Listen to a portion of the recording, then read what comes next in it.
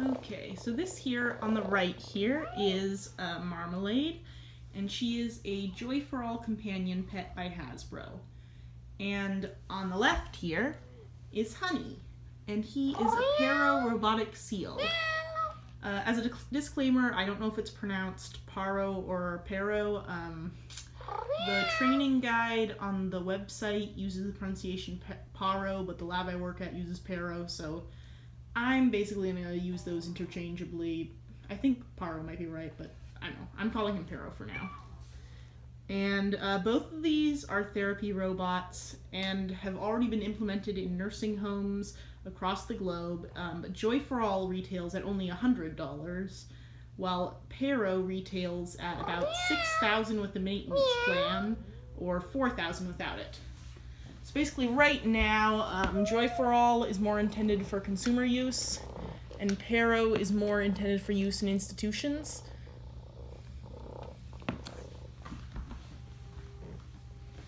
As a note, I did not pay retail for either of these. I purchased the Joy for All new for around $70 on sale, and the Paro I purchased used for $500.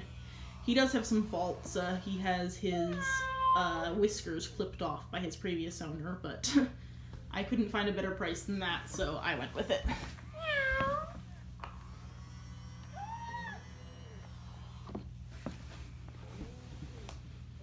There's a lot of potential for robots in therapy right now, but at the moment they're mainly being used in memory care units of nursing homes with dementia patients.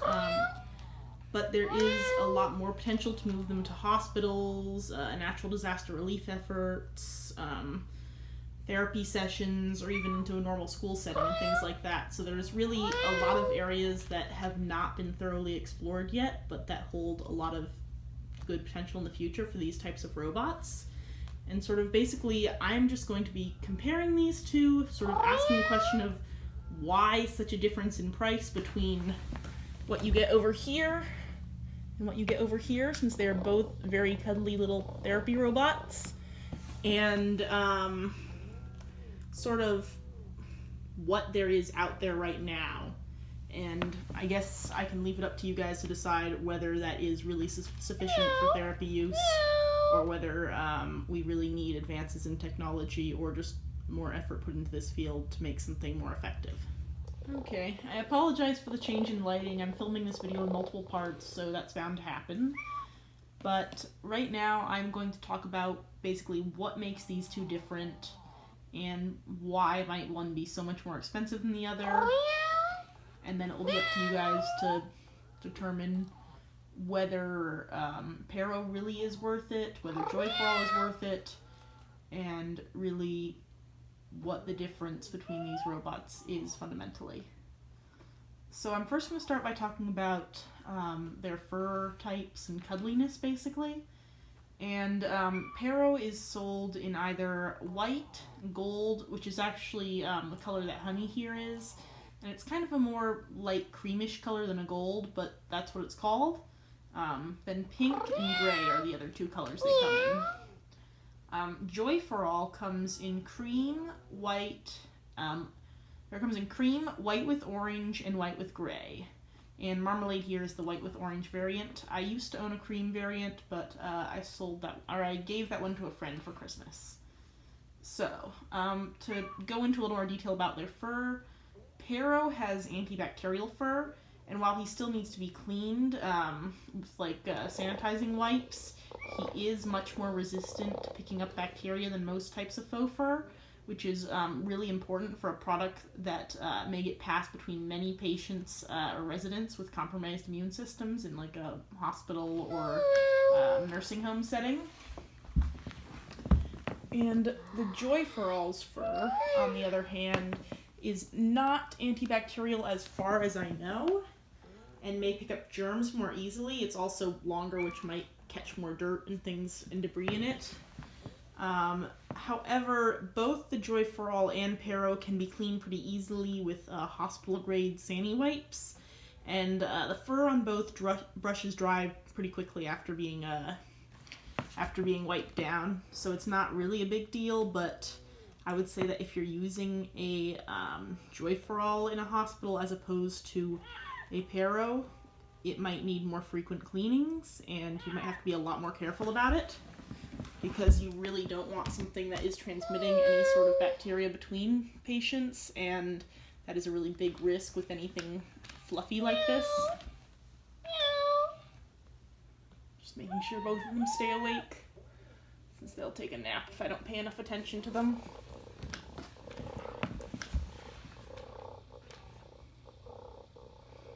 Okay. So both of them have very soft coats that actually feel really similar to each other. There isn't a huge difference in feel between the two. The Joy for All's fur is obviously a bit longer and the Paro's is a bit shorter, but otherwise they're very similar feeling to Pet. I did purchase my Paro used, so I'm not quite sure if they shed at all when new, but the Joy for All sheds a lot out of the box. This will sort of die down after a couple weeks of use. It's not so bad later on, but those things are shedding hair everywhere when you take them out of the box. I haven't noticed any patchy spots or actual noticeable losses in hair from this, so it's not a huge concern, but if you're using one in a nursing home setting, I would say that you would have to give it a pretty thorough brushing down before actually giving it to any of the residents to spend time with.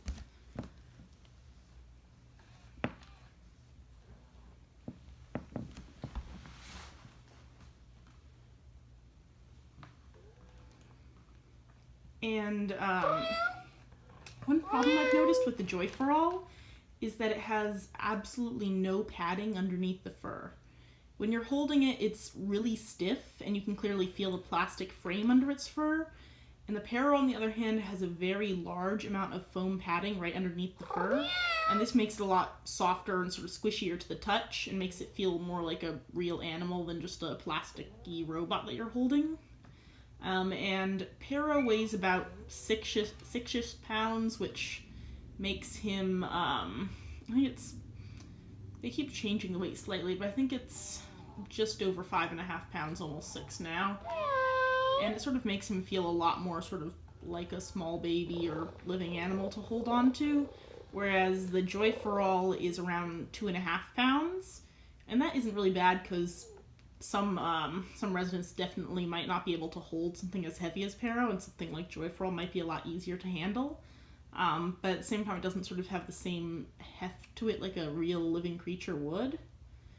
And the Joy for All's whiskers here are also very prickly to the touch. If my Paro actually still had his whiskers, they would have these little caps on the ends of them to prevent them from being too pointy. But the previous owner of this Paro still thought that the whiskers were too uncomfortable feeling on their face and ended up cutting them off.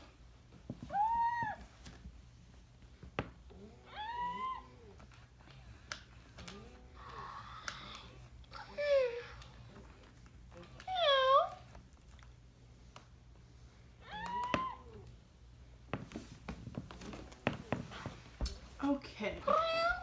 So now I'm going to talk a little bit about their motions that they can make. Honey, on the left there, the Paro, can blink, move his head side to side and up and down, wiggle his front flippers, and wag his tail fins. Similarly, Marmalade can blink, open her mouth, wiggle her ears, turn her head side to side, roll over like she's clearly demonstrating over there, and lift up her one front leg there that has a motor driving it.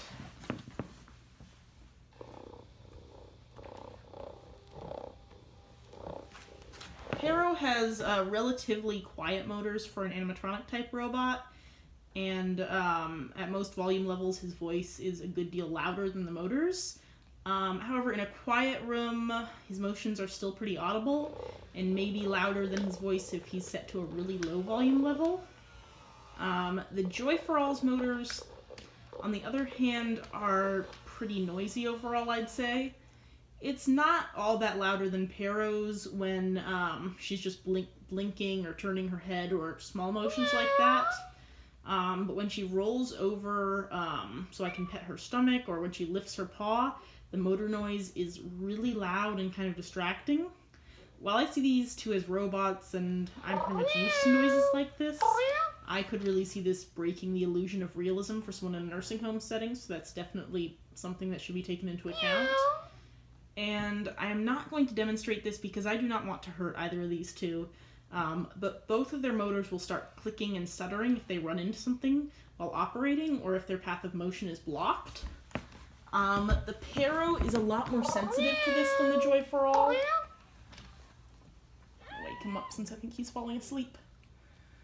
The Paro is a lot more sensitive to this than the Joy for All, and in some ways that's a good thing because it's protecting the motors. This is sort of a fail-safe method meant to stop the motor from actually damaging itself. But it also means even if you're just running it on a blanket or something like that, it can easily obstruct the motors and cause problems. So he kind of needs to be on an entirely flat surface like this, whereas the Joy for All isn't quite as sensitive with that, but I have heard cases in a few times of the neck motors breaking in Joy for Alls, so I think that is sort of a trade-off there. Okay, so now I'm going to talk about the sensors and some other features on these robots. Basically, Paro has touch sensors on its head, on its back, on both front flippers, on both of his tail fins back here, on his chin, and he would have them on his whiskers if he still had whiskers. The ones you buy new from the company will have whiskers and will have whisker sensors.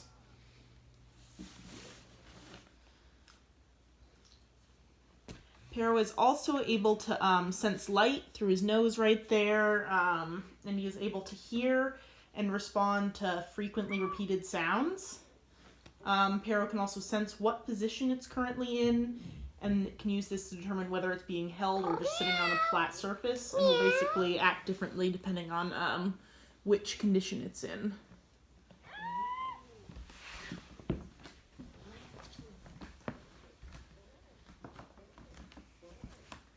The Joy for All has touch sensors on one cheek, the back of its head, its belly, and its back. Like Paro, it also does have a light sensor, but the Joy for All is unable to hear anything and unable to tell what position it is in. However, the Joy for All has another interesting feature that Hasbro has coined as VibraPurr. And I'll see if she will demonstrate this for us. This basically means that you can feel it when she purrs. There we go. When I put my hand here, she has a mechanism in the chest that vibrates, and basically it just makes it feel like she's actually purring when she's making the noise.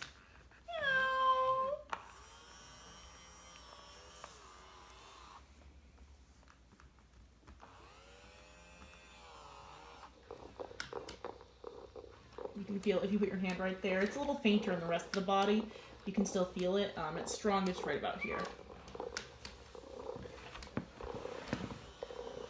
The Joy for All does not have any learning mechanisms, though, and it is not personalized to its owner or the people who interact with it on a regular basis in any way. Paro does have some memory capacity and will perform actions that it is praised for more often than those that it is scolded for, and it also learns to respond to frequently repeated sounds or phrases. So, now I'm going to tell you guys about the batteries in these two. The newest generation of Paro runs on a rechargeable lithium-ion battery, and older models use NIMH batteries, while the Joy for All runs on 4C batteries. Rechargeable batteries are a lot more practical and cheaper in the short term, I think, but it should be noted that if the battery ever needs to be replaced on the Paro, a new battery will run you $600, which is not pretty.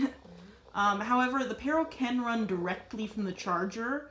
If you just plug the charger into a wall outlet and plug the little binky piece into the Paro's mouth, it can run on that power source alone, even if the battery's completely dead. I believe that the Paro user guide says that the battery should take about 3 hours to charge and will run for, I 5 hours on a full charge when new, but I have not really tested out the battery life on mine fully yet. I haven't let it run for that long. I've also never tested exactly how long it takes for the Joy For All to drain a set of batteries, but they seem to drain pretty slowly compared to other disposable battery-powered robots I've owned. And one set of battery I think will give you many, many hours of use on a Joy For All. I don't think I've ever had one entirely drain one of my sets of C batteries, though I switch them and share them between several different robots. C batteries are a bit pricey to replace out of most battery types, but it's really not too bad since one set of 4 will give you a pretty long runtime on this cat. And you don't have to pay anything wild like $600 to replace them. Okay, so I'm going to turn them off now to show you their battery compartments. I'll start with the Joy For All over here.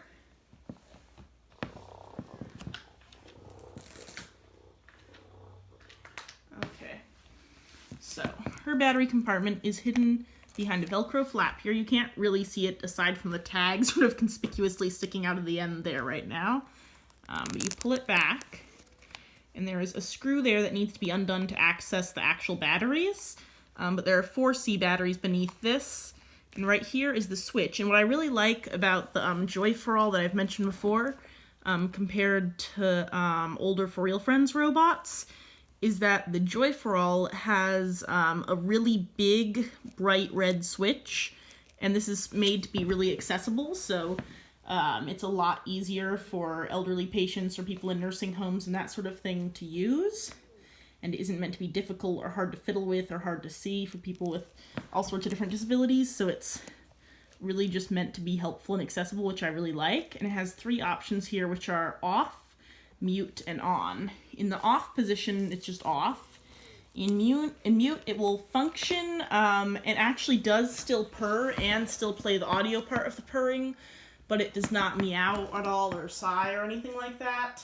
And on, it's on with full sound. There's no separate volume levels, it's just mute or on. Okay. So now, I will get Paro over here. He might be a little harder to work with on camera, but we'll see. See if I can turn him off here. Okay. Is he off? I don't think he is yet. Nope, he's not off. I have to hold this switch. Okay, there we go. Now he's off. So, in Paro, the on-off switch is actually located back here between his tail flippers. You can't see it at all, but basically it's like a little nib you can feel if you press on it. And you just need to press it once to turn him on, and then hold it down for a few seconds to turn him off. And on the bottom here, he has a basically a battery compartment. There is a little tab here. It is not held down by Velcro or anything. You can just lift it up. And then beneath that, there is a zipper. And if you pull on the zipper, it will open up his battery compartment. And in here you can see that there is lots and lots of foam, because he is just covered in foam padding everywhere to make him nice and cuddly. So, basically, you can open up the battery compartment here, like that. He has a lithium-ion battery in there. And then you can just... This is nice and easy, I like, because it does not involve using a screwdriver or anything like that. However, the volume level on Paro can be changed and can be put to several different settings, but it is much harder to change than on the Joy For All, and I believe involves turning a very small dial. So it is not something that would be easy to do for most patients or residents in a nursing home, which I think is sort of a downside given the purpose of Paro.